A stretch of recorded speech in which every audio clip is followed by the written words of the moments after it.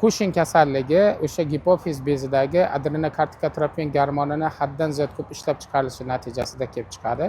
Odamda ko'proq semirish, ortiqcha vazn va buyrak usti bezidan katekolamenlarning ko'p ishlab chiqarishi natijasida yuqori qon bosimi, semizlik kabi asoratlar bilan chiqadi. Bunaqa bemorlar yuzi oysimon shaklda semirgan, qorin sohalari ham semirib, qorin sohalarida hatto tirnagandan keyin yoki tirnamasa ham turli xil striyalar, ya'ni chiziqlar paydo bo'la boshlaydi.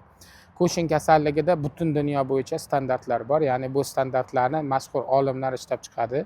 Mana shu endokrinologiya sohasida, radiologiya, MRT, neyroxirurgiya sohalarida mutaxassis bo'lgan maxsus guruhlar tomonidan ishlab chiqilgan.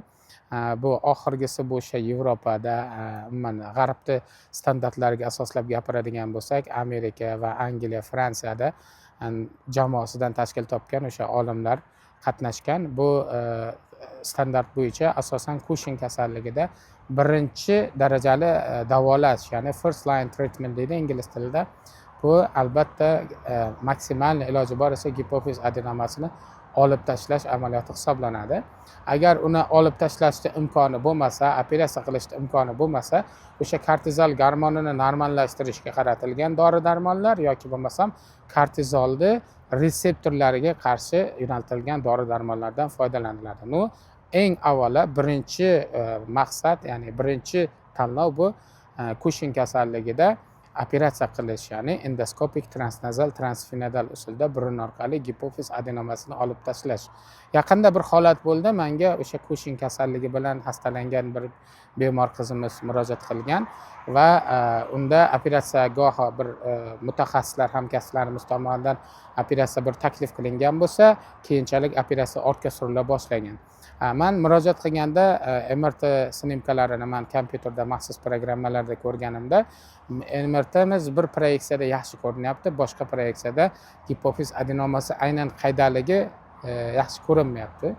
Buni men shubha paydo bo'ldi, haqiqatan Cushing kasalligimi yoki Cushing sindromi degan narsa bo'ldi. Ya'ni Cushing sindromi ham bor, bunda gipofiz adenomasi aniqlanmaydi. Buning uchun men yaponiyalik ustozlarim bilan maslahatlashdim, chet ellik mutaxassislar bilan va ularning fikrini ham keltirib chiqaman. Ular nima deyapti? Habibullo, Cushing kasalligi klinik jihatdan oson tashxis qo'yilsa ham, aynan operatsiya uchun uni tashxislash qiyinroq hisoblanadi deydi. Ya'ni nima?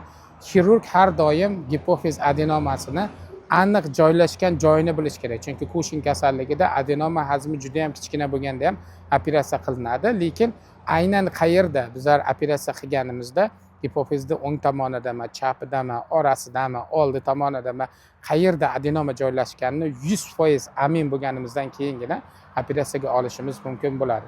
Cushing kasalligini diagnostikasi juda ham qiyin, gipofiz mikroadenomasi bo'ladi, lekin operatsiya talab qilinadi. Bunaqa holatlarda MRTda maxsus gipofiz protokoli asosida kontrast bilan qilinganda ko'rinadi va bu har bir kesmada aniq ko'rinishi kerak. MRT mutaxassislarimiz ham ko'proq stresslarni olish kerak, bu xirurglarga yordam berish uchun.